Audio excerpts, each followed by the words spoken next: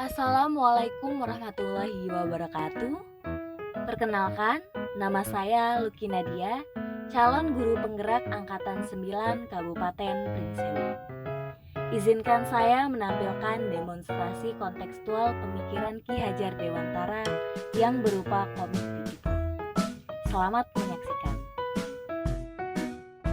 Suatu pagi di sebuah sekolah di Pringsewu, Bu Winda selaku guru bahasa Indonesia terlihat merenung setelah kembali dari kelas. Kenapa ya anak-anak tadi kurang semangat belajarnya? Lalu datanglah Bu Nadia yang juga baru keluar dari kelas, kemudian menyapa Bu Winda.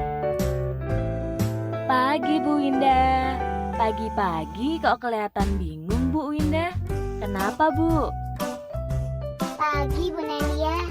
Iya nih, saya lagi berpikir kenapa waktu di jam saya tadi anak-anak terlihat kurang bersemangat. Emang gimana tadi kondisi kelasnya Bu? Tadi waktu di kelas banyak anak-anak yang pasif, tidak merespon saya Bu. Ada juga sih yang aktif, tapi 1-2 saja. Begitu. Iya, ditambah lagi ada anak yang super sekali, suka bergerak ke sana kemari. Wah, keren sekali murid-murid Bu Winda. Keren gimana Bu? Saya malah bingung gimana ngajarnya.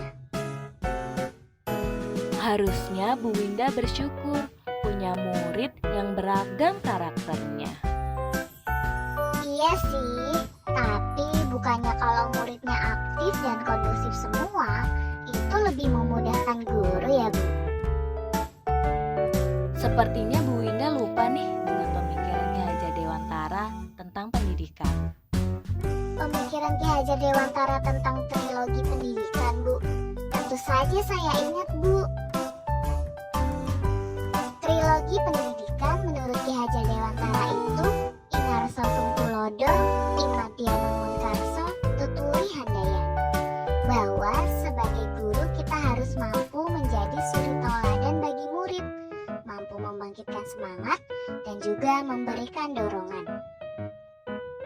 Nah, itu Bu Winda tahu.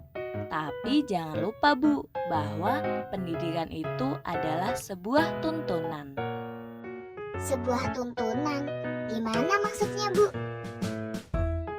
Jadi dalam mendidik murid, kita harus mendidik mereka untuk bisa berkembang sesuai minat, bakat, serta potensinya masing-masing Bu. Murid tidak bisa dituntut untuk sama Bu. Menurut Ki Hajar Dewantara, pendidikan itu ibaratkan seorang petani yang menanam jagung. Anak-anak ibaratkan biji jagung. Jika biji jagung ditanam di tempat yang subur, mendapat sinar matahari, dan mendapatkan pengairan yang cukup, meskipun kualitasnya kurang baik, maka akan tetap tumbuh dengan baik karena perhatian dan perawatan petani. Begitu pula sebaliknya, sehingga peran kita sebagai guru adalah menuntun tumbuh kembangnya anak-anak sesuai bakat dari masing-masing anak. Biarkan anak berkembang dengan kecepatannya masing-masing Bu, tanpa harus menuntut anak untuk menjadi sama. Karena seyogyanya pendidikan itu menuntun, bukan menuntut Bu. Gimana kita bisa tahu Bu minat dan bakat dari masing-masing anak? Kalau saya di awal pembelajaran biasanya melakukan asesmen diagnostik non-kognitif Bu. Fungsinya buat apa tuh Bu? Tujuannya supaya saya bisa mengetahui kemampuan awal masing-masing anak Bu, serta mengetahui minat dan bakat dari masing-masing anak. Berdasarkan hasil analisis tersebut, saya berharap bisa memberikan tuntunan sesuai pribadi masing-masing anak Bu. Wah, dapat ilmu baru saya nih dari Bu Nadia. Alhamdulillah saya juga masih belajar Bu. Kalau Bu Nadia dalam pembelajaran supaya bisa menarik dan menyenangkan, itu gimana Bu? Dalam pembelajaran, saya menggunakan berbagai macam model pembelajaran, Bu, seperti problem-based learning, discovery learning, dan sebagainya, supaya pembelajaran bervariasi dan berpusat kepada siswa, Bu. Saya juga memanfaatkan berbagai media, Bu, seperti Canva, Quizizz, Wordwall, dan lainnya, supaya pembelajaran lebih interaktif dan menyenangkan, Bu. Wah, inspiratif sekali Bu Nadia. Tapi itu kan dulu waktu saya kuliah tidak dipelajari, Bu.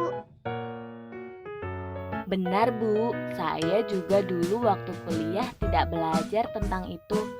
Tapi dalam mengajar, kita harus menyesuaikan dengan kodrat zaman, Bu.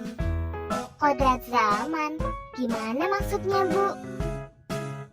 Kodrat zaman itu maksudnya kita dalam mengajar anak harus menyesuaikan dengan zamannya anak didik kita, Bu.